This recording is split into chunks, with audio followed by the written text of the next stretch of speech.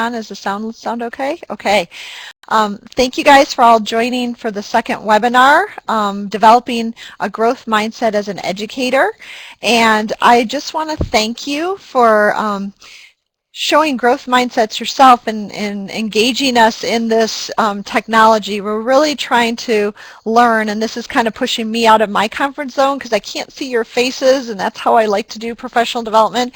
But I'm trying to have a growth mindset about new ways of doing PD. So I appreciate you taking the leap, and some of you experimenting with mics this time. We won't do everyone, but we're going to try some new things out with technology so that we can make this really engaging, and you don't have to listen to me talk all the time, and we can learn from each other as well.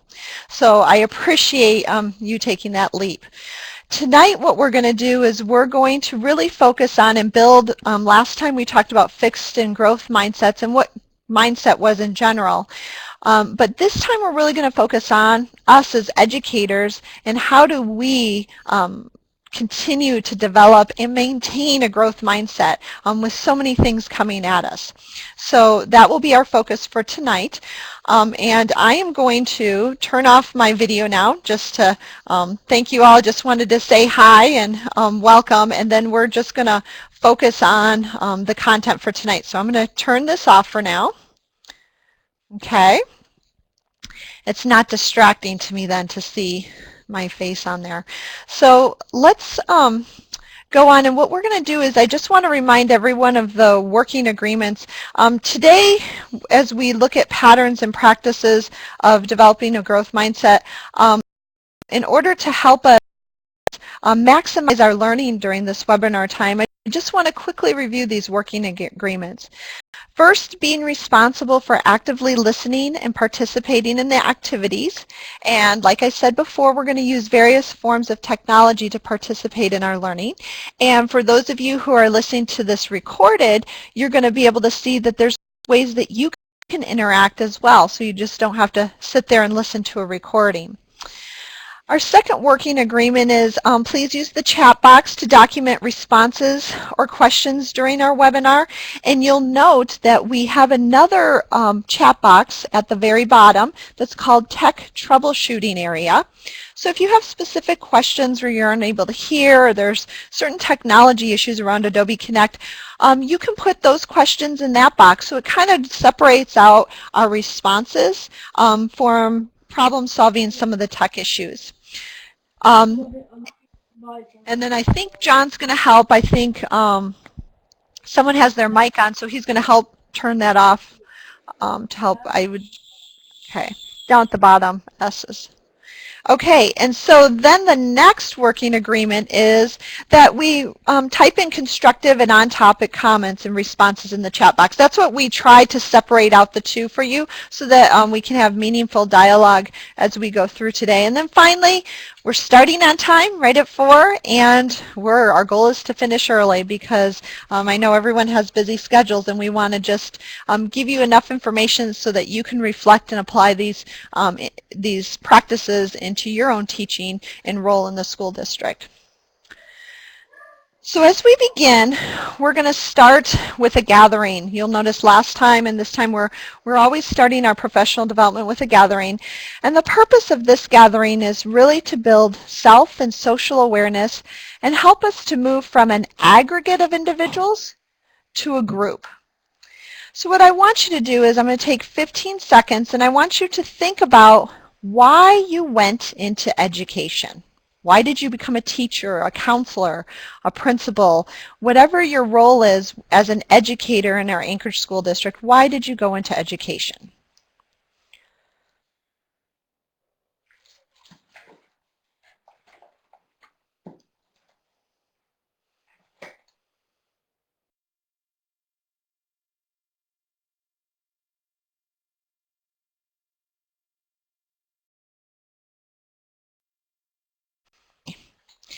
Now, what I would like you to do is I would like you to go into the chat box and just type a very short sentence or a few words as to why you went into education.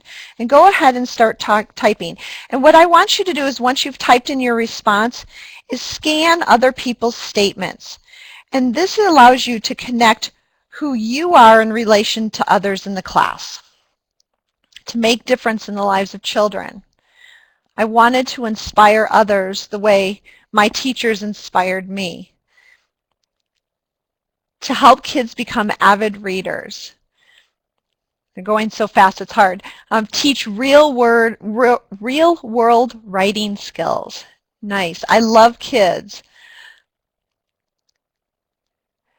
I was working at Head Start and found out I was a natural teacher. I love learning, teaching, and working with kids. I love being creative and helping others be creative. My second grade teacher, to see the light bulb turn on.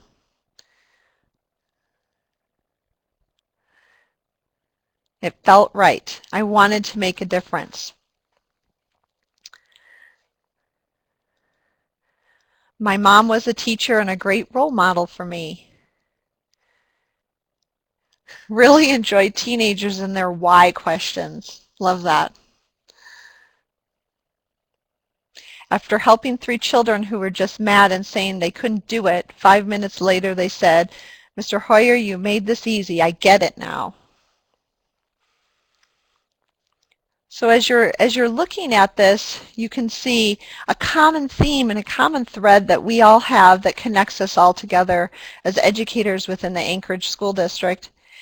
And I think this is really important for us because sometimes our growth mindsets shift to fixed mindsets, given the complexity of teaching and learning, given challenging student behaviors at times, given expectations from state and federal regulations, district initiatives that keep coming at us, and sometimes parents and what they want.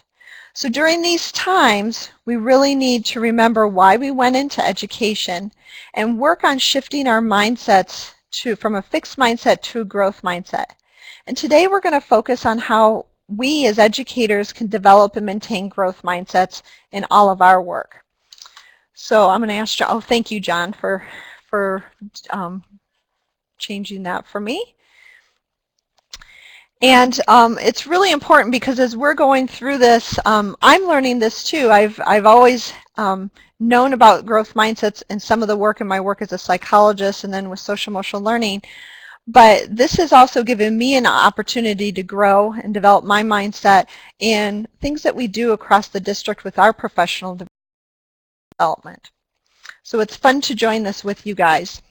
Today, I want to show you our learning objectives. By the end of this session, you will first be aware of misconceptions of mindsets or false growth mindsets. And this is really important in some new information from Carol Dweck that's come out recently that it's real important to be mindful of. The second learning objective for today is to learn strategies for developing and maintaining a growth mindset as an educator. So this is all about you today. And then finally, understanding or learning strategies for developing mindset, then understanding why tolerance is for making mistakes supports growth for students, and it helps us develop a growth mindset. And the one that I forgot, sorry, is really thinking of those alternative patterns of thinking. So there's 2 parts here that we're going to be looking at as educators today. One, thinking patterns, but then how do we translate that into practices? So you have to have both of those 2 things. So that's what we're hoping to accomplish today, and we're going to get right into it.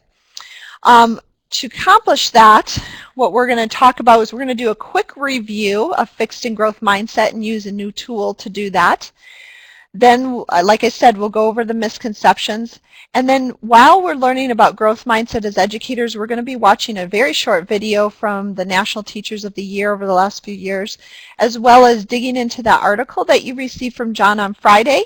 And if you weren't able to download it, you can actually go right here on Adobe Connect and click on it and download it to your computer right now. Or it's on the Moodle as well for you. So we have several locations where you can access it. Then when we're going to dig deeper into one of the practices that we need to do as educators in developing growth mindset and that's finding value in error, making mistakes. So we're going to watch a video from outside of education and then talk about the value of learning communities and helping us support our mindsets. And then we'll do a closing and housekeeping at the end. So let's dig into our quick little review. So now what we're going to do is we're going to continue to grow in our skills within an e-learning environment, and we're going to use this polling feature, okay? So you guys are getting it right now. We're going to do some quick reviews. I am comfortable making mistakes. Would this be a growth mindset or a fixed mindset? Nice job. And I like this feature because this gives you the ability to reply without having to always use the chat box and really see what people are saying. Comfortable making mistakes is a growth mindset. So we will end that one. And then I'm going to pull out a new one. Okay, thank you, John. The next question is, I don't want to look like a failure. Is this statement an example of a fixed mindset or a growth mindset? Oops, sorry, I have to reopen it. There we go. Now you guys can access it. I don't want to look like a failure. Right, nice work. That is an example of a fixed mindset. Okay, we'll hide that one. Okay. Now, thank you, John. Okay, this next one, I want to learn from criticism and feedback. Yes, that is an example of a growth mindset. It's not always comfortable, and this doesn't mean it has to be comfortable, but it is an example of how we grow as a mindset. So I'm going to hide that one, and we'll pull out the next question. This one is, I have a negative internal dialogue.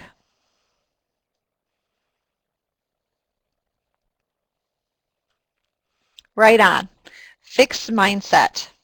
It's that internal thinking and talking and self-talk that we really want to work with to shift it more towards a growth mindset. The next statement is, I avoid challenges.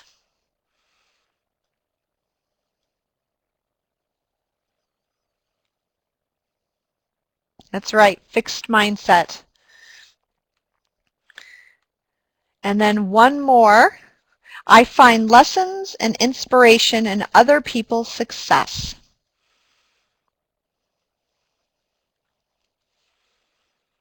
Thank you. Growth mindset. We're going to end on that note with a growth mindset. Thank you for participating in that. Now, Dweck and colleagues' research found that students' mindset, that's how they perceive their own abilities, play a key role in their motivation and their achievement in school. And they also found that if they challenge students' mindsets, they could really boost their achievement. Students who believe that their intelligence could be developed, that's on the right-hand side image, the growth mindset, outperform those students who believe that their intelligence was more fixed, which is illustrated on the left-hand side. Now, in a recent article, Carol Dweck pointed out some misconceptions that have surfaced in response to this huge growing attention to this idea of growth mindsets. And I thought this was very interesting and really important for us to think about as we go forward. And the first thing is that the most common misconception is equating growth mindset with effort. So that's what it's all about, is effort. Now, effort is really a key component for student achievement, but it's not the only thing. Students really need to try new strategies, and they need to seek input from others when they're stuck. So do adults. They also need a repertoire of approaches and strategies so that they can learn and improve. So do adults. So effort is really a means to an end, and our goal, our end point, is learning. So we want to be careful about just focusing on effort. A second misconception is praising effort over learning. So too often praise is given to students who are putting forth effort, but they aren't really learning. This happens also with adults, maybe with administrators doing evaluations, with us, with our peers, as we're giving feedback about instructional practices or how a lesson went. And oftentimes we do this because we want people to feel good. We might say something like, great effort, or you did your best. While it's good that students tried or someone tried on something, it's not good if they're not learning and expanding their skill set. So growth mindset approach helps children feel good by helping them persist with challenging tasks, and they learn how to deal with setbacks. So the effort's really important, but it's also taking it further so that we can have learning happen. So when they're stuck, teachers can really appreciate the work that's been done so far, but add something like, let's talk about what you've tried and what can you try next. Those are also examples of things that we could be doing within our grade level team or department meetings as we're grappling over and discussing our lesson plans in our instructional practices. Then finally, students aren't learning because they have a fixed mindset. Dweck shares a real fear that the mindset work that's been done so far is sometimes used to justify why some students aren't learning. Oh, he just has a fixed mindset. It's all about his attitude. So really, growth mindset and the work that has been done around achievement is intended to help close the achievement gaps and not mask them or hide them. It's really about telling the truth about a student's current achievement and helping them do something about it, working cooperatively with that. So teachers who understand growth mindset do everything in their power to unlock that learning. And that's really building that growth mindset. So as we're going forward, it's just something that we need to be mindful about and being able to understand these as misconceptions and not overgeneralizing them or applying these misconceptions. Talking a little bit more about the research on growth mindset, I thought this was very interesting. This is work that was done by Hattie.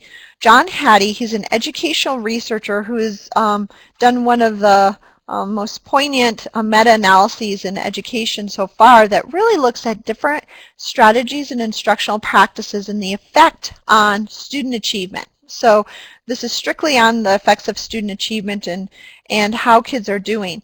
And his meta-analysis looked at growth versus fixed mindset.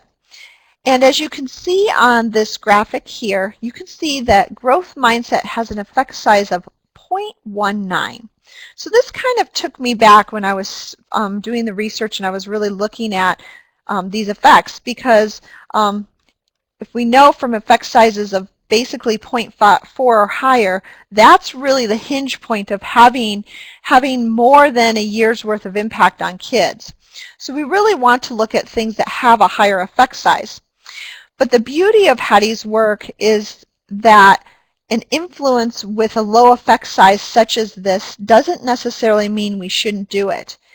The low effect size in some cases, and this is just one of many things, may be due to how the adults in the classroom or the school building approach this influence, such as growth mindset. In some cases, we might need to change how we approach it to see an impact on student achievement. So when Hattie was at a conference recently, he was talking about a hypothesis for why this has such a low effect size, because a lot of the other things we're looking at around social emotional learning and formative feedback for students and things that really tied to having a growth mindset have much higher effects. So when he was asked about this, one of his hypotheses is due to the fact that adults have a fixed mindset and we keep treating students accordingly. So we might say we have a growth mindset, but sometimes our practices don't always match that thinking of the growth mindset. So this was interesting to me because Dweck has recently, Carol Dweck has recently talked about this and really emphasizing that a growth mindset has become the right way to think. You're hearing it everywhere. You know, what is a growth mindset? You should have a growth mindset. So of course, many people might claim to have this growth mindset identity. It's becoming part of people's identity.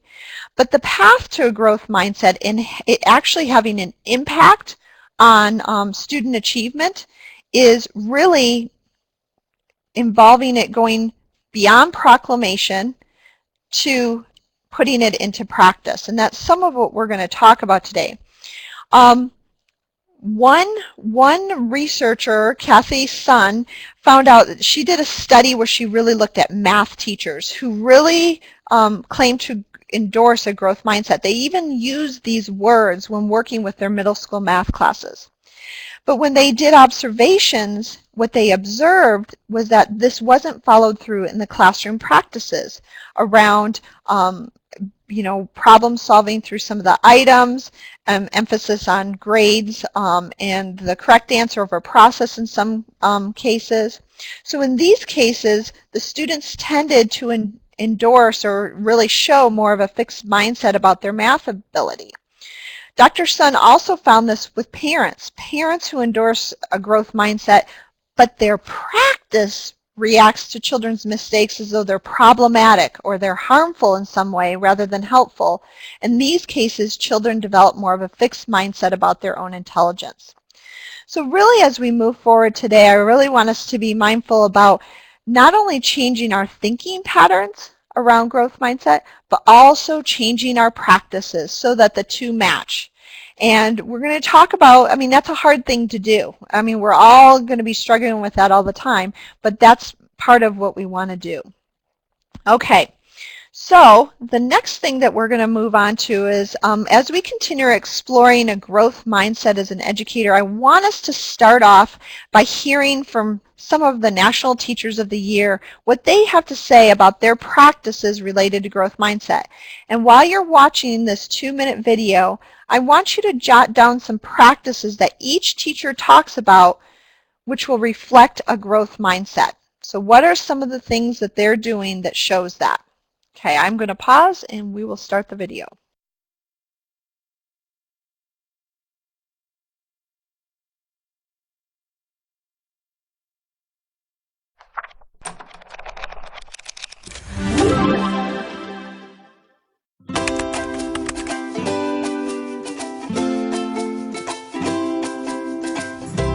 My name is Sarah Brown Wessling. I'm the 2010 National Teacher of the Year. You know, when it comes to the practice, this is interesting. I mean, I think about this a lot, about this idea of always getting better and always getting better. And the reason we have to always get better is because we always have different students in front of us. And so even if I could perfect a strategy or some facet of my pedagogy this year, maybe I can perfect it for this group of kids this year, but next year I'm starting over. In the end, getting better means that I'm paying attention to who's in front of me and figuring out how to move them from where they are to where they can be. Hi, I'm Michelle Shear. I'm the 2011 National Teacher of the Year. I learned that I can only do so much on my own in a classroom, and that whatever I can do in that classroom, no matter how magical, on my own, will have a limited impact. So the question for me now is, how do I expand that impact? And that really the true growth for me will come from joining forces and linking arms with other teachers, collaborating with other teachers, new teachers, veteran teachers, teachers inside my content area, teachers outside my content area. And I team teach with different teachers, and we try to see how can working together give more to the students? How can we really maximize having 2 adults or 3 adults in front of a group of kids so that everybody's getting more than they would from any great individual teacher? My name is Kim Oliver Burnham, and I am the 2006 National Teacher of the Year. I think there are new challenges every day that we face as teachers, and I'm not exempt from that. I have students who I work with, and at various points in time in the year, I might come to a stumbling block where a student is not progressing in the manner that we would hope. And when that happens, I go back to the drawing board. I take a look at what that student knows. I take a look at what the deficiency might be. I take a look at my instruction, but I think that's part of teaching, giving your attention to each and every student, even though you might have 25 in the classroom with you. I'm Sean McComb. I'm the 2014 National Teacher of the Year. I have had the good fortune of being influenced by an incredible educator when I was a student, and I've also had the opportunity to do that for students in my building. And I think that as teachers that we have an incredible opportunity to inspire students by believing in them, valuing them, and expecting great things from them, even when they may not expect those things from themselves yet. And if we can do that for students, then we can continue to have an incredible culture of learning. And our students will need to be lifelong learners so that they can continue to meet the needs of a changing culture that we live in. I'm Jeff Charbonneau, the 2013 National Teacher of the Year. One of the areas that I mess up in all the time is relationships with students. You see, I need to make sure that I'm making a positive connection in every single one of my students' lives. And there's no prescription, there's no one way to do that. So I've got to invest myself deeply in each of my students and figuring out what it is that makes them tick, so that I can know how hard to push them, when to back off, when to push again. That's what we work on as a profession, is we need to be able to know our students even more to be able to get them to improve.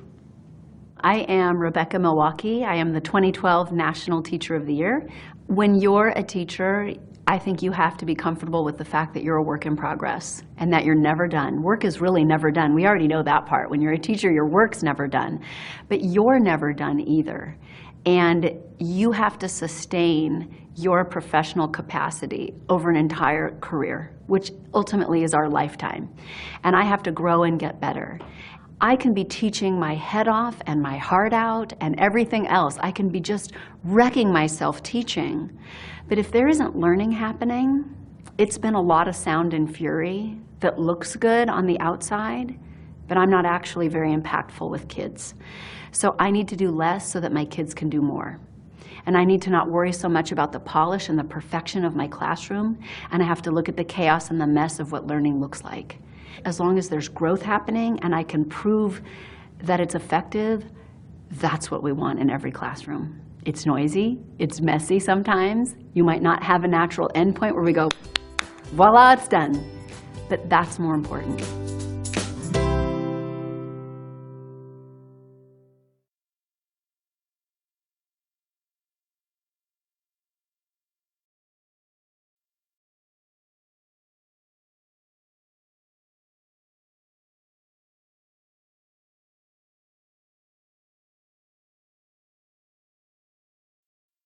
We're constantly getting better. We always have to work on progress.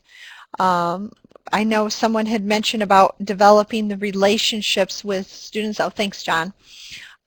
Developing those relationships with students. One thing that I think it was Jeff who had mentioned in the video that he said that he's constantly working on and making mistakes with is his relationships with students and learning how to connect with students and gaining that. I appreciated what Michelle said and other people have tuned into, where she talked about joining in and collaborating with other teachers. So as we learn from each other and we constantly improve our skills and our strategies in teaching, and we don't have to do it ourselves. Positive connections to each student, joining forces, expecting great things. Nice job. And I appreciated the last gal, Rebecca, and she said it's messy. It doesn't have to be perfect. It is messy in learning, and we can model that that it doesn't have to be perfect, and we don't have to be perfect for our students. So thank you, because this really helps us kind of transition into a couple things I want to talk about and that we're going to get into, really thinking and developing a growth mindset and showing that in the practices as well. So we're going to leave the chat box up and you can keep typing in, but we're going to minimize it and go back to our PowerPoint. Are you going to, okay, there we go. And so in this slide, what we're really transitioning to is thinking about how educators adopt a deeper, true growth mindset, and it's one that will show in the classroom practices.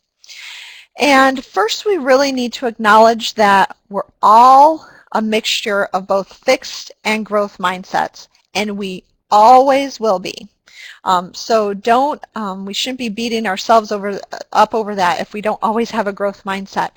But if we want to move closer to a growth mindset in our thoughts and practices, we really need to stay in touch with what our thought processes are when we start having those fixed mindset thoughts in response to challenging situations, new initiatives, challenging behaviors in the classroom, all of those types of things. So if we watch carefully for those triggers, those fixed mindset triggers, that really helps us on our journey in establishing a growth mindset. So some of these fixed mindset thought processes that might come across are, for example, do you feel overly anxious, or does a voice in your head warn you away from something? Watch for it when you face a setback in your teaching, or when students aren't listening or they're not learning. These are some of the things you can feel. Do you feel incompetent or defeated if that happens? Do you look for an excuse? Watch to see whether criticism brings out a fixed mindset also. Do you become defensive, angry, crushed because someone gave you critique instead of interested in learning from that feedback? Watch what happens when you see another educator who does a really good job, maybe better than what you've done in the past, at something you hold very valuable. Do you feel envious and threatened, or do you feel eager to learn from that person? Again, all these thoughts and feelings are normal thoughts and feelings that we all have. We have a mixture of fixed and growth mindsets, but it's really paying attention to those triggers and working with them and through them that really helps us move from that fixed to growth. Now, the graphic on the right side of the slide, you guys can find this in multiple places. This is by Jackie Gerstein, and this really illustrates, and it's also, we put it into the downloadables at the bottom. This really illustrates the journey that you go through in developing a growth mindset as an educator. And it really highlights the information, all of the information, in kind of one nice little graphic that we're going over today. So you can find that in the downloads. Let's start with our thinking patterns before we move into practice.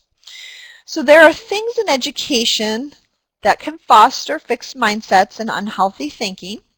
Like I said before, the complexity of teaching and learning. There isn't one way to do it right, and all kids are different. So that brings some complexity to our field.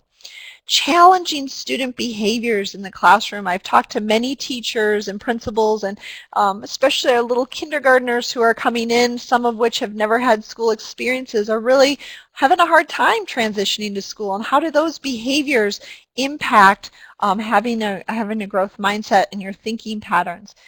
Our teacher evaluation system, how is that impacting your growth mindset and being able to do practice, you do your job on a day-to-day basis? New instructional practices, new initiatives, all of these are new things that you face every single day.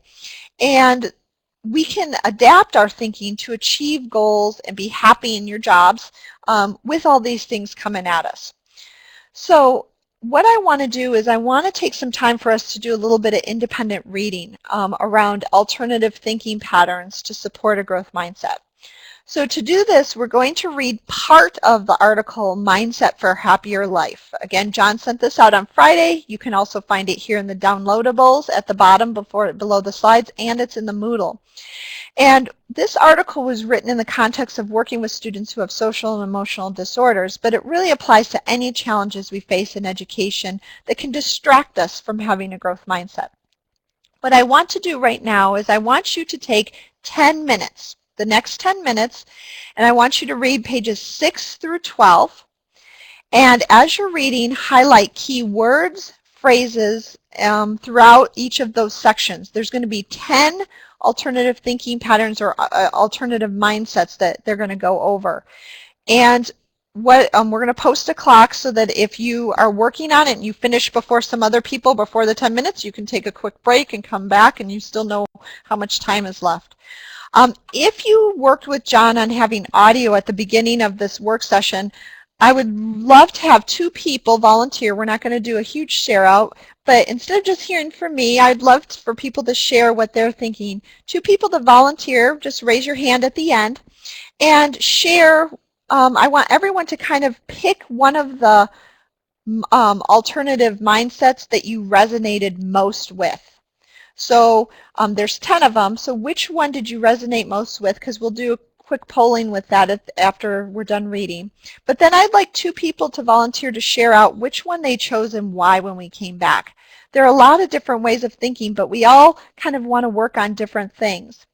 So for the next 10 minutes, we'll put up the clock. We're going to go quiet and give you an opportunity to read and reflect, and we'll come back in 10 minutes.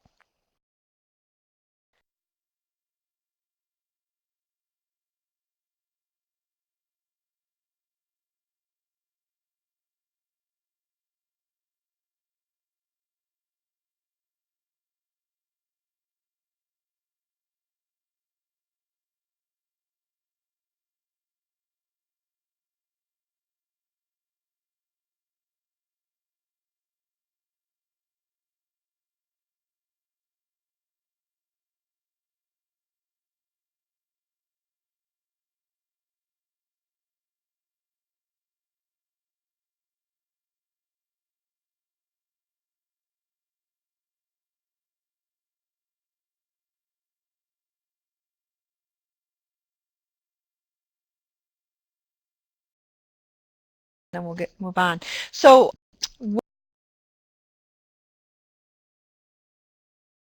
I'm going to get some feedback from you guys, but if you have mic capacity and you would like to share one of the mindsets that resonated most with you, if you could please raise your hand, and we'll do that in a second.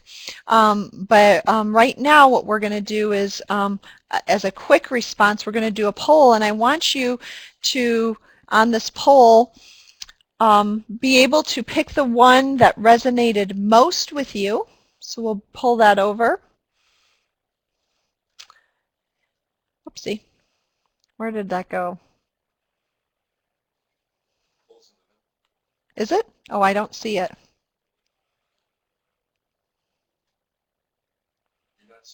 Nope. I'm sorry. Do you guys see the poll? Oh, you're filling it out. Okay. All right, so I'm going to look at John's to see what they're doing. For some reason, it's not showing up on mine, but that's okay. So while we're talking, and if someone would be so kind as to raise their hand that someone else could share verbally which one they did, and then we'll go with you in a second, and John's going to monitor that, 1 or 2 people. The one that resonated most with me is number 5. I'm allowed to make mistakes. Of particular importance to me was the statement, if I make a mistake, that means I'm inept. This is one that I relate to in my work within professional development and RTI within our district and as an administrator. And it really makes me think about my own growth mindset. And what I've learned is that mistakes help me look at problems from a different perspective. And often the results of making a mistake sometimes, or making a decision that we could have made a different decision, allows for more stronger collaboration with others to solve problems. So as uncomfortable as it is sometimes in making mistakes, it always strengthens my learning and skills and makes me a stronger educator. So that is the one that I did, and we have 1 person raising their hand. Thank you very much for volunteering. I'm going to turn off my mic and let John activate your mic.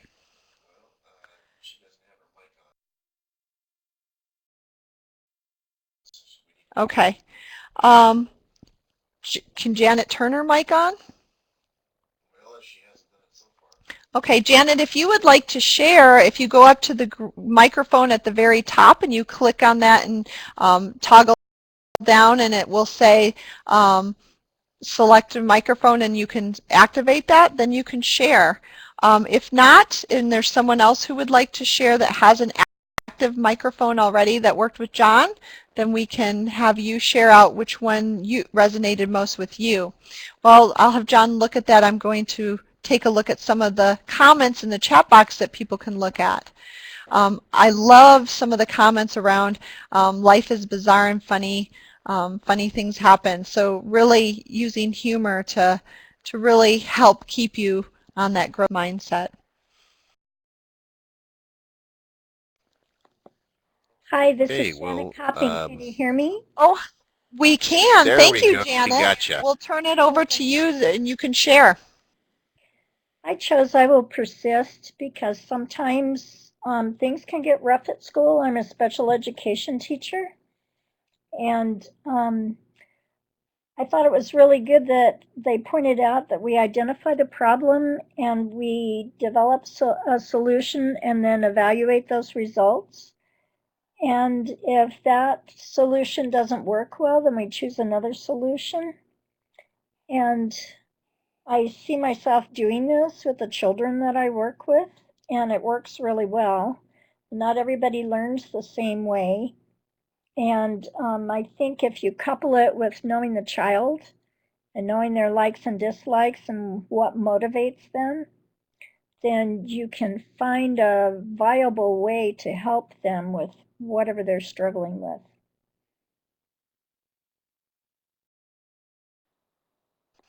Very much for sharing, Janet, and learning how to use the microphone. That's wonderful. Some of the other ones, as you read in the chat box, traveling new roads, learning new things. These are all ways that are thinking patterns that we can have that will really allow us to be able to think in different ways when we are starting to have that fixed mindset. So one, remember we talked about, was being aware of those triggers, those thought patterns. And two, these are ways that can really shift our thinking.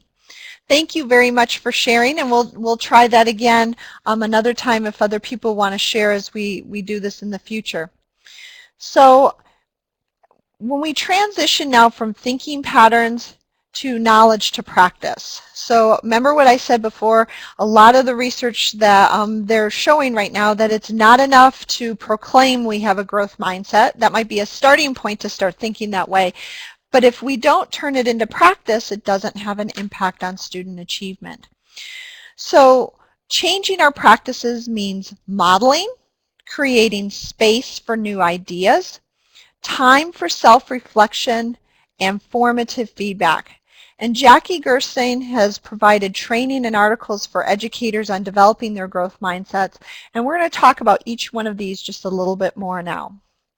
So modeling is one of these ways to apply, as an adult, as the educators and kids too, but for us adults to apply a growth mindset.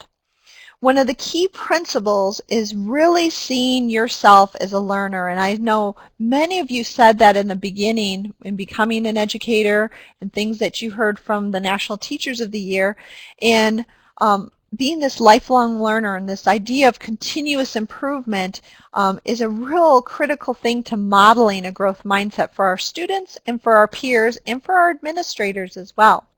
So just like students are capable of learning and improving, so are we. So putting ourselves out there, forcing ourselves out of our comfort zone, means that we'll either succeed in an area we thought we might struggle in, or we're going to learn from that experience. And so having a growth mindset means that we recognize that both are ways of improving. And by modeling this with our students and with our peers, that's one way that we can put our knowledge and thinking into practice. Another way is really creating a space and really allowing for new ideas and new learning. Actively seeking out new practices and ideas means that we're taking control over our own professional learning. and we aren't intimidated by setbacks or potentially mistakes that we might make. And this is a scary thing. I mean, it's interesting as I'm in education longer and longer and new people come in and we have, they've learned new practices. I'm constantly learning new ways of doing things and applying that in my practice, as I'm sure many of you are too. So trying new instructional practices, teaching new curriculum, moving to a new grade level that you've never taught, implementing a new engagement strategy or new discussion technique within a lesson are all examples of how we're learning and improving. And discussing both the successes and failures as well as the process with other colleagues really helps us to improve. It's engaging in this together. The third area is building time for self-reflection. And this is hard because time is a valuable commodity and we never have enough of it. I think I saw someone's comment, if I had 3 more hours of time, that would help. But having an opportunity and making this a priority to reflect on new ideas and consider what we learned from the process is just as important as having those new ideas and implementing new practices. And ideally, this reflection should focus less on whether it was a success or failure, but more on what we learned from the process of doing something new or implementing a new practice. And this ties directly to domain 4E of our instructional framework for teaching, growing and developing professionally. And you know, within our instructional framework for teaching, I know we use it as part of evaluation, but it really provides a nice framework for us to have a discussion. And what I like about the framework for teaching is the acknowledgement of the complexity of teaching by all 4 domains, because really you can't, which one would you take out to have, you know, to be strong in our practice?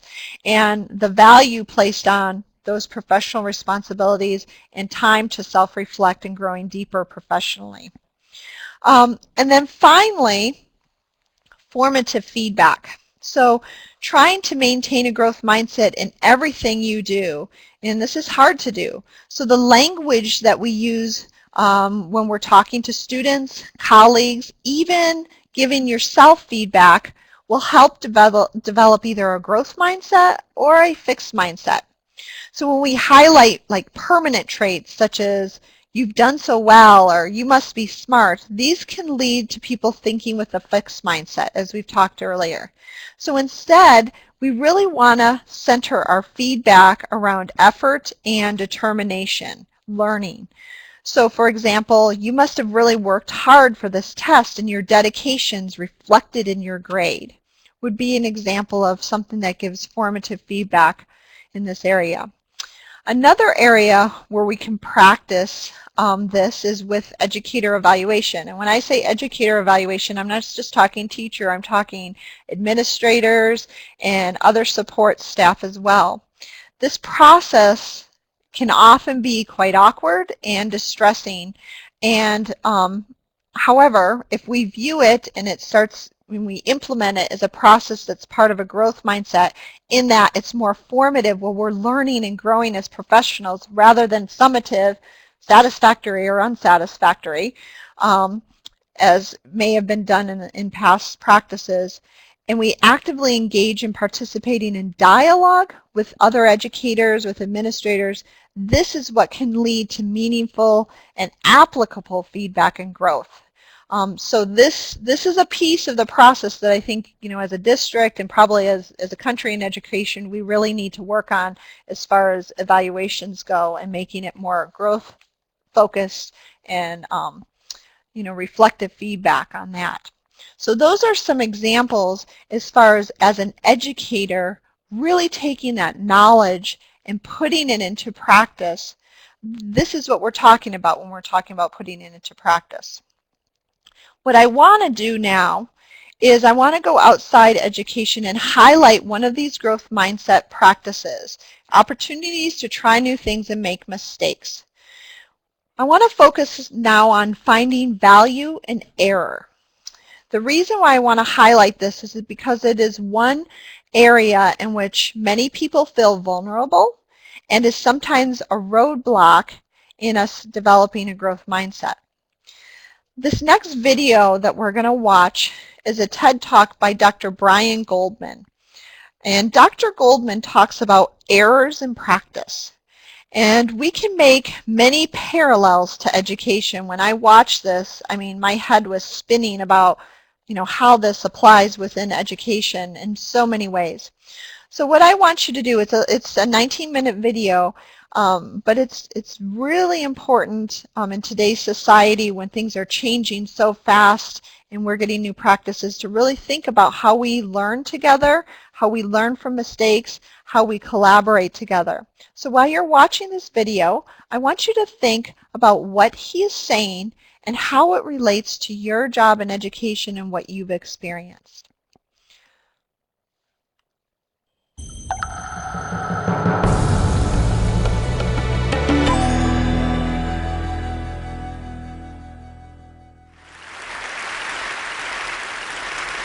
I think we have to do something about a culture, a piece of the culture of medicine that has to change.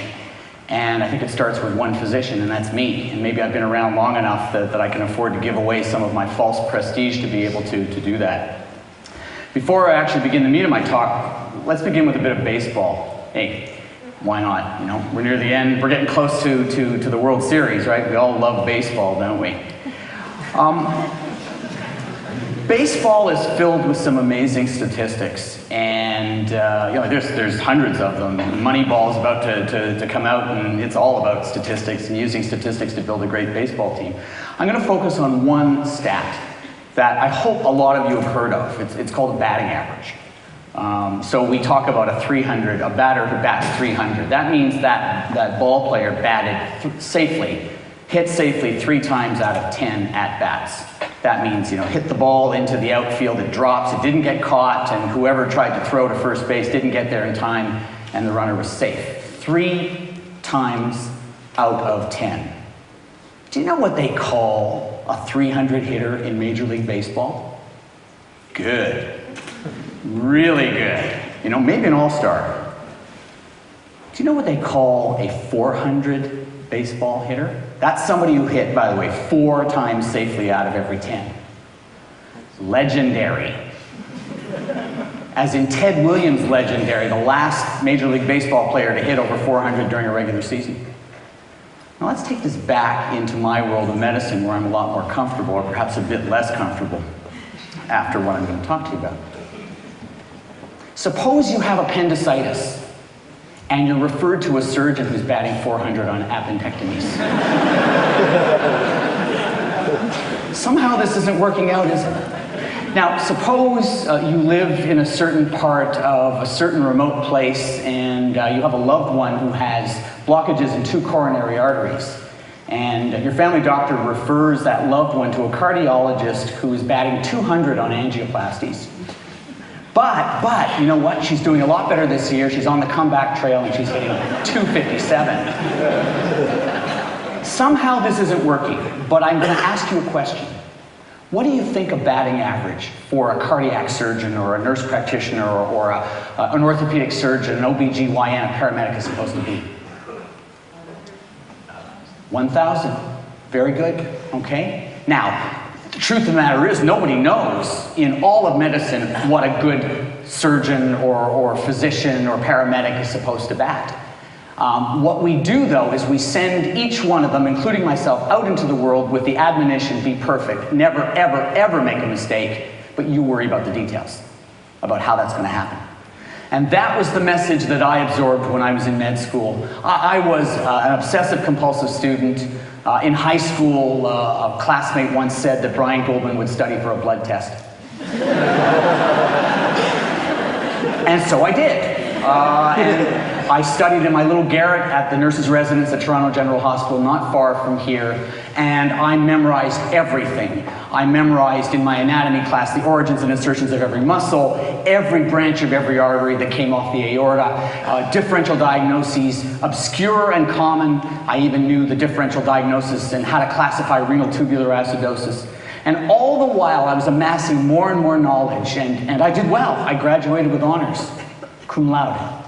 And I came out of medical school with the impression that if I memorized everything and knew everything, or as much as possible, as close to everything as possible, that it would immunize me against making mistakes. And it worked for a while, until I met Mrs. Drucker. I was a resident at a teaching hospital here in Toronto when Mrs. Drucker was brought to the emergency department at the hospital where I was working. At the time, I was assigned to the cardiology service on a cardiology rotation, and it was my job when the emergency staff called for a cardiology consult to see that patient in emerge and to report back to my attending. And I saw Mrs. Drucker, and she was breathless, and when I listened to her, she was making a wheezy sound, and when I listened to her chest with a stethoscope, I could hear crackly sounds on both sides that told me that she was in congestive heart failure. This is a condition in which the heart fails, and instead of being able to pump all the blood forward, some of the blood backs up into the lungs fill up with blood, and that's why you have shortness of breath. And that wasn't a difficult diagnosis to make. I made it. And I set to work treating her. I gave her aspirin, I gave her medications to relieve the strain on her heart, I gave her medications that we call diuretics, water pills, to get her to pee out the excess fluid. And over the course of the next hour and a half or two, she started to feel better. And I felt really good. And that's when I made my first mistake. I sent her home. Actually, I made two more mistakes. I sent her home without speaking to my attending. I didn't pick up the phone and do what I was supposed to do, which was to call my attending and run the story by him so he would have a chance to see her for himself. And he knew her. He would have been able to furnish additional information about her. Maybe I did it for a good reason, you know. Maybe I didn't want to be a high-maintenance resident. Maybe I wanted to be so successful and so able to take responsibility that I would do so and I would be able to take care of my attending's patients without even having to contact him. The second mistake that I made was worse. In sending her home, I disregarded a little voice deep down inside that was trying to tell me, Goldman, not a good idea. Don't do this. In fact, so lacking in confidence was I that I actually asked the nurse who was looking after Mrs. Drucker, do you think it's okay if she goes home? And the nurse thought about it and said, very matter-of-factly, yeah, I think she'll do okay. I can remember that like it was yesterday. And so I signed the discharge papers, and an ambulance came, paramedics came to take her home. And I went back to my work on the wards. All the rest of that day, that afternoon, I had this kind of gnawing feeling inside my stomach. But I carried on with my work, and at the end of the day, I packed up to leave the hospital and walked to the parking lot to take my car and drive home, when I did something that I don't usually do. I walked through the emergency department on my way home. And it was there that another nurse, not the nurse who was looking after Mrs. Drucker before, but another nurse said three words to me that are the three words that most emergency physicians I know dread. Others in medicine dread them as well, but there's something particular about emergency medicine because we see patients so fleetingly. The three words are, do you remember? Do you remember that patient you sent home? The other nurse asked matter-of-factly. Well, she's back, in just that tone of voice. Well, she was back all right. She was back in near death. About an hour after she had arrived home, after I'd sent her home, she collapsed. And her family called 911, and the paramedics brought her back to the emergency department, where she had a blood pressure of 50, which is in severe shock. And she was barely breathing, and she was blue. And the emerge staff pulled out all the stops. They gave her medications to raise her blood pressure. They put her on a ventilator. And, you know, I was shocked and shaken to the core. And I went through this roller coaster because after they stabilized her, she went to the intensive care unit, and I hoped against hope that she would recover. And over the next 2 or 3 days, it was clear that she was never going to wake up. She had irreversible brain damage. And the family gathered, and over the course of the next 8 or 9 days, they resigned themselves to what was happening. At about the 9-day mark, they let her go. Mrs. Drucker, a wife, a mother, and a grandmother. They say you never forget the names of those who die, and that was my first time to be acquainted with that. Over the next few weeks, I beat myself up, and I experienced for the first time the unhealthy shame that exists in our culture of medicine, where I felt alone, isolated, not feeling the healthy kind of shame that you feel, because you can't talk about it with your colleagues. You know that healthy kind when you betray a secret that a best friend made you promise never to reveal, and you get busted, and then your best friend confronts you, and you have terrible discussions, but at the end of it all, that sick feeling guides you, and you say, you know, I'll never make that mistake again, and you make amends, and you never make that mistake again. That's the kind of shame that is a teacher. The unhealthy shame I'm talking about is the one that makes you so sick inside. It's the one that says, not that what you did was bad, but that you were bad. And it was what I was feeling. And, you know, it wasn't because of my attending. He was a doll. He talked to the family, and I'm quite sure he smoothed things over and made sure that I didn't get sued. And I kept asking myself these questions. Why didn't I ask my attending? Why did I send her home? And then at my worst moments, why did I make such a stupid mistake, and why did I go into medicine? Slowly but surely, it lifted. I began to feel a bit better. And you know, on a cloudy day, there was a crack in the clouds, and the sun started to come out, and I wondered, you know, maybe I could feel better again. And I made myself a bargain, you know, that if only I redoubled my efforts to be perfect, and never make another mistake again, please make the voices stop. And they did. And I went back to work. And then it happened again. 2 years later, I was an attending in the emergency department at a community hospital just north of Toronto, and I saw a 25-year-old man with a sore throat. It was busy. I was in a bit of a hurry. He kept pointing here. I looked at his throat. It was a little bit pink, and I gave him a prescription for penicillin and sent him on his way. And even as he was walking out the door, he was still sort of pointing to his throat. And 2 days later, I came to do my next emergency shift, and that's when my chief asked to speak to me quietly in her office, and she said the 3 words, "Do you remember?" Do you remember that patient you saw with the sore throat? Well, it turns out he didn't have a strep throat. He had a potentially life-threatening condition called epiglottitis. You can Google it, but it's an infection not of the throat, but of the upper airway, and it can actually cause the airway to close. And, you know, fortunately, he didn't die. He was placed on intravenous antibiotics, and he recovered after a few days, and I went through the same period of shame and recriminations, and felt cleansed and went back to work until it happened again, and again, and again. Twice in one emergency shift, I missed appendicitis. Now that takes some doing, especially when you work in a hospital that at the time saw about 14 people at night. Now, in both cases, you know, I didn't send them home, and I don't think there was any gap in their care. One I thought had a kidney stone. I ordered a kidney x-ray. When it turned out to be normal, my colleague who was doing a reassessment of the patient noticed some tenderness in the right lower quadrant and called the surgeons. The other one had a lot of diarrhea. I ordered some fluids to rehydrate him, and asked my colleague to reassess him, and he did. And when he noticed some tenderness in the right lower quadrant, called the surgeon. So in both cases, they had their operations, and they did okay. But each time, they were gnawing at me, eating at me. And I'd like to be able to say to you that my worst mistakes only happened in the first 5 years of practice, as many of my colleagues say, which is total BS. Some of my doozies have been in the last 5 years. Alone, ashamed, and unsupported. Here's the problem. If I can't come clean and talk about my mistakes, if I can't find the still small voice that tells me what really happened, how can I share it with my colleagues? How can I teach them about what I did so that they don't do the same thing? If I were to walk into a room, like right now, I have no idea what you think of me. When was the last time you heard about somebody talk about failure after failure after failure? Oh yeah, you go to a cocktail party and you might hear about some other doctor, but you're not going to hear somebody talking about their own mistakes.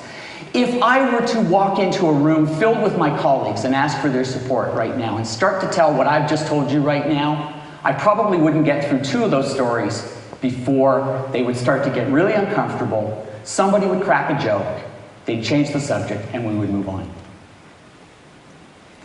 And in fact, if I knew, and my colleagues knew, that one of my orthopedic colleagues took off the wrong leg in my hospital, believe me, I'd have trouble making eye contact with that person. That's the system that we have. It's a complete denial of mistakes. It's a system in which there are 2 kinds of physicians: those who make mistakes and those who don't. Those who can't handle sleep deprivation and those who can. Those who have lousy outcomes and those who have great outcomes. And it's almost like an immunological reaction, like the antibodies begin to attack that person. And we have this idea that if we drive the people who make mistakes out of medicine, what will we be left with but a safe system? But there are 2 problems with that. In my 20 years or so of medical broadcasting and journalism, I've made a personal study of medical malpractice and medical errors, and to learn everything I can from one of the first articles I wrote for the Toronto Star to my show White Coat Black Art. And what I've learned is that errors are absolutely ubiquitous. We work in a system where errors happen every day, where 1 in 10 medications are either the wrong medication given in hospital or at the wrong dosage, where hospital-acquired infections are getting more and more numerous, causing havoc and death. In this country, as many as 24,000 Canadians die of preventable medical errors. In the United States, the Institute of Medicine pegged it at 100,000. In both cases, these are gross underestimates, because we really aren't ferreting out the problem as we should. And here's the thing. In a hospital system where medical knowledge is doubling every 2 or 3 years, we can't keep up with it. Sleep deprivation is absolutely pervasive. We can't get rid of it.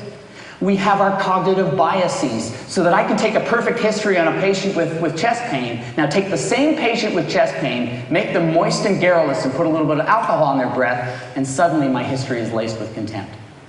I don't take the same history. I'm not a robot. I don't do things the same way each time, and my patients aren't cars. They don't tell me their symptoms in the same way each time. Given all of that, mistakes are inevitable. So if you take the system as I was taught and weed out all the error-prone health professionals, well, there won't be anybody left.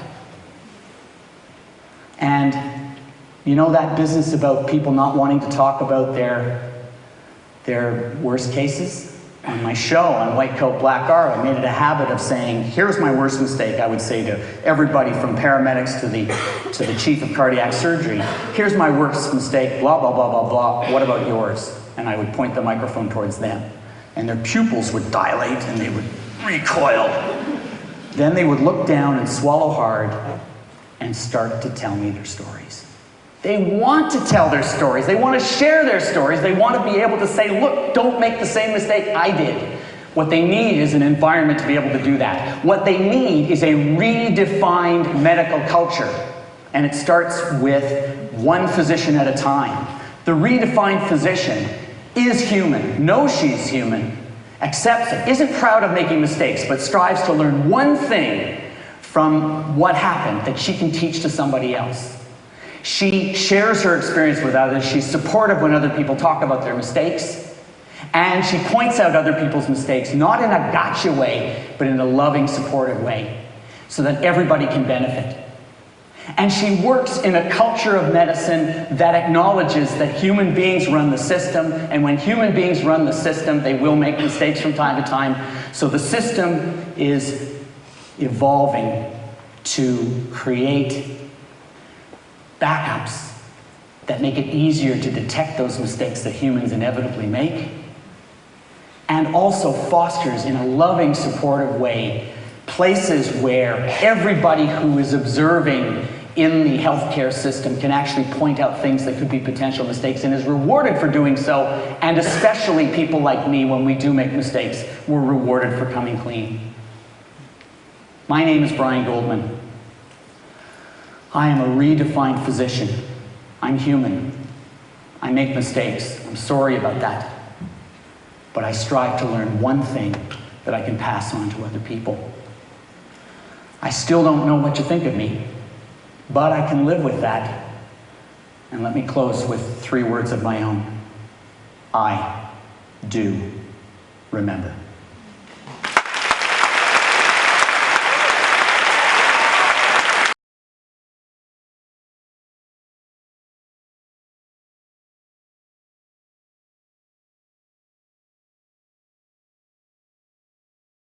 Is bringing us back to the PowerPoint. I just wanted to thank you guys for letting me play that full 20-minute video, because as I was looking for examples of adults with growth mindset, this really spoke to me, because I made so many parallels to education, and I really appreciate people's comments in the chat box, and if you have comments now, you can definitely put those in as well. But you know, medicine is very comparable to education, and you know, a lot of the times the 3 things he said that just stood out to me is feeling alone, ashamed maybe sometimes, or just not knowing what to do, and unsupported. And when we're on our own and we don't work as a collaborative team, or we don't have opportunities to work with our peers through collaborative teaming and that ongoing professional learning, that's what people feel like.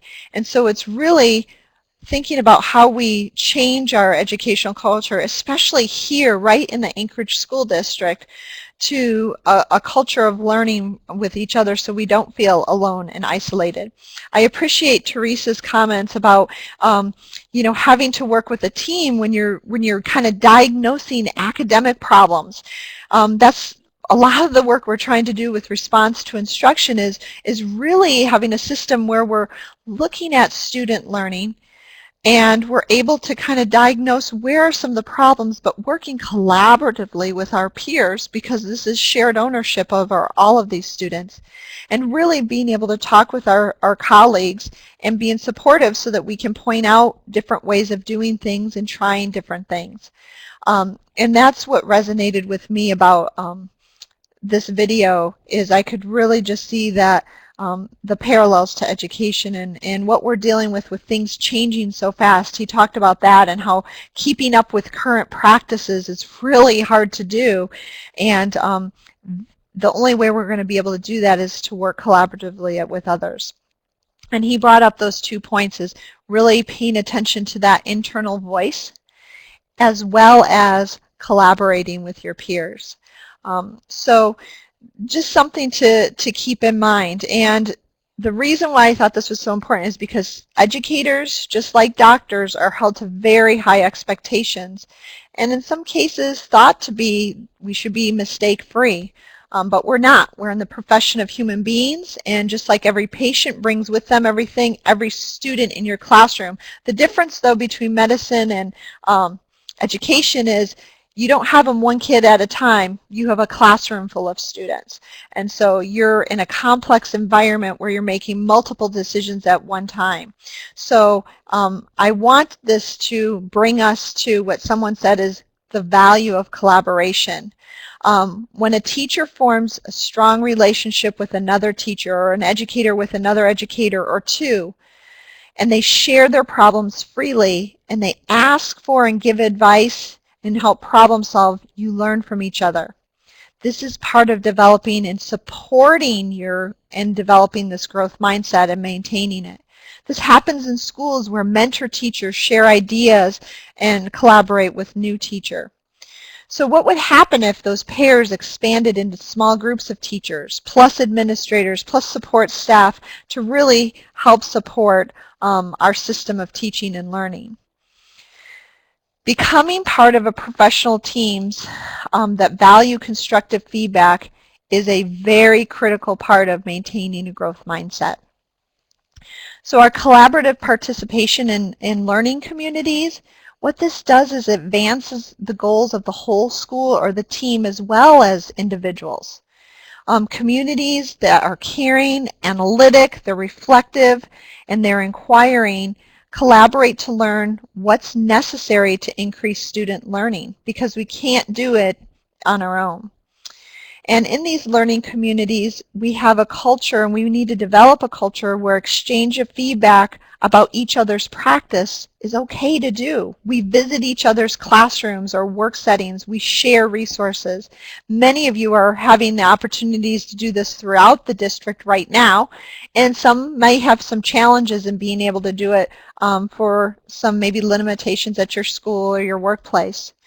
But learning communities are a critical piece to helping us build and maintain growth mindsets, not just as an individual, but as an entity, as a school, and as collective schools as a district. Now, technology, as we're using here, is allowing us to facilitate and expand our community interaction and learning. So as you guys have been adding feedback and chats in the area, you're able to connect with other people. You're able to validate what people are feeling and experiencing, and potentially give some ideas about what people can do. Often supported through technology, we can build across communication across schools and outside of our own individual school with our classrooms in that setting. So part of what we're going to be doing the second half of this class over the next 2 webinars is really building our learning community virtually. And again, this is a growth for me. It's uncomfortable because I can't see all your faces to be able to know how things are going and get feedback from you. But I want you to, we're going to be using the discussion board in our next assignment to really be able to talk to each other and give feedback. And it's going to allow us to build our learning community as we're developing a growth mindset together. So we're going to do a closing now. I promised I wouldn't go till 6, so we're almost there. The closing that I want to do today to help wrap this up and to really bridge into our next session is called It Matters Too. And the goal of this class is really to strengthen our growth mindset practices to help kids have better and deeper experiences of learning. So in our closing activity, I want you to contemplate what you've learned in this session about developing and practicing a growth mindset. Okay? And I want you to identify and think of one student, just one in particular, for whom this is going to really matter. Just think about who that is right now.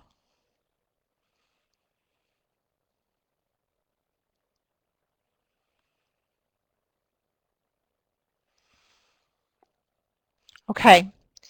What I want you to do now is in the chat box, type only the first name of that one child into the chat box.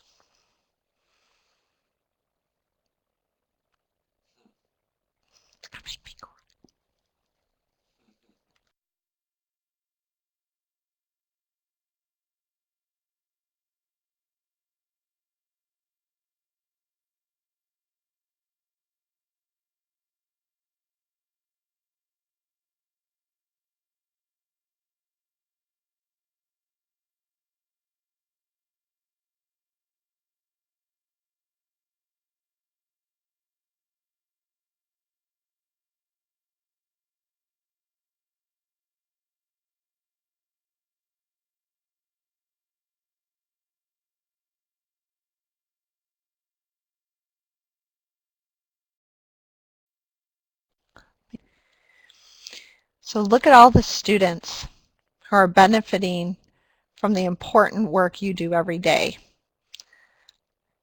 I just want to thank you for your dedication to ensuring that our students in the ASD are growing in their learning.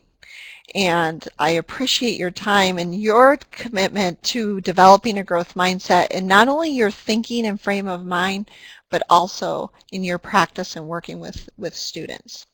So I want to thank you for that. And if you haven't typed in your name, you can keep doing that. And we're going to close out the session for today, but I'm going to take some time to do some housekeeping after this so that you know what we're going to do in the next assignment. Okay. For our next assignment 2, what we're going to do is build on this community of learners, and we're going to use the Moodle discussion board. And what I want you to do in the next one, and all this stuff is laid out on the Moodle, so you don't have to try and write it down frantically, but you will find reflecting questions for educator growth mindset. And there's going to be a link to a blog called Maintaining a Growth Mindset in a Seemingly Fixed World. And this is from the I think it's the Middle World blog for middle school teachers. Really powerful website. So I want you to read through those things and use those as kind of tools and reflecting on that, and write a 1 to 2 paragraph response. We're not looking for a dissertation here, just a quick response, but with meaning, on the Moodle discussion board to one of the following questions. You don't have to do both. Pick one that what you want. The first one is, how do we bridge the gap between living and celebrating a growth mindset and attending school every day in our current system, with all those challenges we talked about that kind of sometimes force you into a fixed mindset? How do you bridge that gap between those two? So using those reflecting questions, what we talked about today, respond to that. Or reflect on what students come to after reading a reflective question blog, and how have you maintained a growth mindset in your classroom? What are some of the things you're doing to make that happen? I want to have all the posts, if you could put your post in by the 12th, that's 2 weeks to put the post up. And then by our next class period, I would like you to read and respond to 2 other posts. So if you're going in to respond to something, if you can look for people who may not have had a response yet, so that everyone gets some sort of response and feedback, that would be really helpful. So again, this is pretty straightforward. There isn't a ton of reading or anything, but really reflecting on what we talked about today and those 2 tools that we put in the bullet number 1, and being able to respond to those 2. These will be on the Moodle, so you won't have to remember this. So I am going to turn it over to John right now for some quick review of how to access the Moodle and some other tools, so that you have the tools to be able to do what we're asking. Okay. Can everybody hear me okay, I'm guessing? All right, there's still a few people that need to get on the Moodle site, so we're going to start from the beginning again here. From the employee page on the ASD website, if you notice right in the instruction area, the very second link is our ASD Moodle site. And if you log on there using your last name _ first and your ASD password, you'll come to a page that looks similar to this, not exactly like this, but you'll see that you have a search box. And if you type in the word beyond, it will, and hit go, it will take you to all the classes that have Beyond. And you'll see there's only one, our class, Beyond Proficiency. So if you click on that, it will ask if you want to enroll in that class. I'm already enrolled, so it's not showing me that. But you're going to say, yes, you do want to enroll, at which point you will then have this class show up on the left side of your screen every time you log on to Moodle. This is where we're going to continue to put everything that we have for the course. You'll notice that from now and in the future, there is a live webinar link. You never have to ask for a link for the next webinar. The link to the next webinar is always going to be right there. So when it's time to join the webinar, you just go to the Moodle site and click on the webinar link, and voila, there you are. All today's resources are in the September 28th Educator Growth Mindset area, and you'll see that I have a little PDF that's posted there for what goes into making a posting in a forum that is thoughtful and interesting. But right here, the Educator Growth Mindset Discussions forum is where you will see both. First of all, you'll see the instructions at the top reminding you what Jenny just said, and then you can pick one of these two discussion forums and get involved. And when you pick one, you'll just click on that. You'll see the discussion prompt there and the reply button to the discussion in the lower right of whatever that prompt is. Simply click on the reply. Again, like I've said in the past, if you leave the subject heading alone, it will just be that. But if you just change it to some pithy statement or main idea, that will make it easier for people to have a sense for what your topic is. You'll put in the brunt of your comment in a paragraph or two there, and then you'll hit post to forum. That's it. It will be posted to the forum. If you decide maybe you spelled something wrong or you want to change it, you can go back in for I think it's like an hour at least, and edit it and change it to what you want. And the bottom line is, if even that doesn't work and you want to do it again completely, you should have a delete option too. So it's pretty much that easy to get involved in the discussion. And if you go back later on, you'll see that the replies will start stacking up, and you can actually go back and reply to other people's thoughts after a couple of weeks. So basically, that's all I wanted to show you for now, how to get back onto the Moodle and how to get involved in the discussion going on here. You'll notice that both the TED Talk and the Teacher Channel video are linked right here, as well as everything that we've used in today's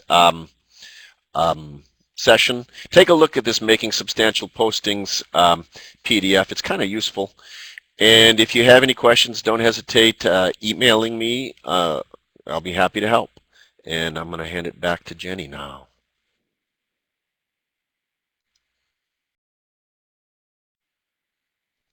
Just one final detail.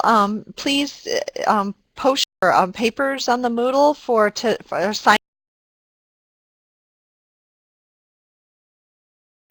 And then thank you for voting on what you want for the last class. Overwhelmingly, people put down November 30th. So we're going to switch the last class from December 7th to November 30th. If you can't attend on the 30th, don't worry about it. Remember, we post the recordings to the webinar so that if you can't do it then, or to the Moodle, you can watch it at another time. So no worries with that. Our next class is Monday, October 26th. Right before Halloween, so that should be a fun time for you guys. And we're really going to be focusing on facilitating a growth mindset in your students, so making that transition to how we directly teach it and how we can foster that in students. So that's going to be a pretty fun one. So thank you very much for joining us tonight, and we will see you in a month. And if you have any questions, don't hesitate to email John or post the questions to the Moodle. Have a great evening, everyone. We'll post this chat history in the Moodle as well. There's some really good comments today.